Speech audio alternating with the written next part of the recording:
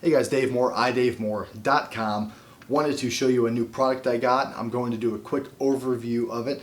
I just got this in the mail. It's from ATI gun stocks. It is the T2 Tactlite Stock for the Mossberg 500. ATI contacted me and wanted to send this to me. He saw that I removed the one previous because I'm left-handed and it was folding and it had the hinge. I didn't think it through when I bought it. So he sent me the T2 Tactlite shotgun stock for the Mossberg. This one does not have the hinge, so it is lefty friendly. So I'm pretty excited about it actually, because I do prefer a pistol grip on a shotgun. I did switch to the Magpul SGA stock, and I like it. It's a good stock, but I do still prefer the pistol grip. It's just something about a 12 gauge shotgun with a pistol grip on it that's just sexy. So quick overview of it. It does have a aluminum buffer tube. It's not a buffer, but it does have the aluminum tube. It has all metal attachment points into the receiver. Adjustable cheek riser. It comes with a larger version. I just have the original version on it because it does give me the proper height for my red dot. So I do need to have the cheek riser up a little bit to use the red dot. Pistol grip, obviously, like I said, has a Scorpion recoil system, which is just their very squishy and very sticky recoil pad, which I like. It gives you a good positive contact onto your shoulder. Though 12 gauge don't recoil that hard. The pad, not a big deal, but it does give you a nice grippy surface. It is adjustable, 6 position adjustable, I believe. Pretty sure it's 6. I just keep it in all the way because I have little short gorilla arms, so I just keep it in there. Pistol grip, I actually like it. It's not the squishiest, not the softest, but it is bigger. It fits bigger in the hand. That's what she said. And it's one thing I don't like, very skinny grips, because I feel like I can't use the trigger as well. I have to put more of my finger on it. So this actually is a very nice sized grip. It's not the most comfortable grip, but it's a nice sized grip. And it comes all the way up through the beaver tail there. It does have your QD sling attachment here, so if you want to use a QD cup, quick disconnect, you can do so. And the one bad thing that I can say about ATI is installing their stocks is kind of a bitch. To install them, you do have to look at the directions. It's not as straightforward as just putting the bolt into the receiver.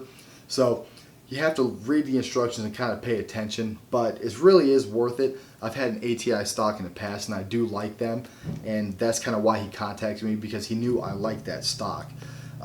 I don't review products that I don't like. I mean, that's straightforward. Whether I get it for free or if I purchased it, if I don't like it, I'm not going to review it. So chances are if I review a product, I like it. Unless there is something that I find that is a serious flaw in something, maybe a dangerous flaw, then I'll bring it to light, but so far that hasn't happened. Pretty much everything I review I did purchase, except for a few obviously, but just know that everything I review, I do review because I like it. I'm not going to put negative reviews out there. That's just not my style. Like I said, unless there are certain circumstances that say otherwise. But one concern I have with it is this cheek riser. It does seem kind of flimsy. It has a nice screw attachment point, but it is plastic, and I'm hoping that the recoil of some big old hot loads, that's what she said, doesn't break it. So we'll see. If worse comes to worse, I'm sure they will replace it, but I don't really see a problem happening. One thing I do like is that the sling mount is kind of built in with this attachment system.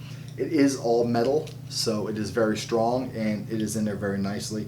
I have it Loctited down pretty good, so I don't foresee it coming loose. But I do like the sling mount, because if you're running a long gun, you do want to have a sling attachable system ultimately, and I have it there. So I'm going to put it through its paces. I'm going to go to the range here eventually and do some live fire with it. And this is just an overview. Like I said, I haven't actually put a live round down barrel with this stock on there, but I don't foresee it being a problem. I don't foresee it having many negatives, unless it just falls apart on me in the first shot, but that's not likely to happen. So that's it, guys. This is the ATI Advanced Technology International, I believe, the T2 Tactlite stock for the Mossberg 500. And stay tuned for more to come. Keep shooting, guys. One last thing I forgot to add, guys, is remember, if you're running a pistol grip on your shotgun, especially, or let me rephrase it, if you're running a pistol grip on the Mossberg shotgun, the Mossberg 500 at least, it is hard to operate that safety. So when I run a shotgun with a pistol grip, I do not use the safety, i.e. I have the safety off at all times. My Glock doesn't have an external safety, so I treat the shotgun the same way. Keep your fucking finger off the trigger, and you should have no problems, and you will have no problems. But that is just something, if you guys like to use your safeties. I know a lot of shotgun classes require you to move with the safety on. That is something to think about. You may or may not be able to operate it correctly. Now, with the pistol grip and the safety on the top here, there is one way that you can operate it. Much easier if you're right-handed, but being left-handed is also usable, is to kind of operate it like you do an AK safety. How the AK, you have your fingers and you kind of move like that. Same thing with the shotgun. You can kind of reach over, turn it on, turn it off, and you can do it quick. It's just something that you have to train with.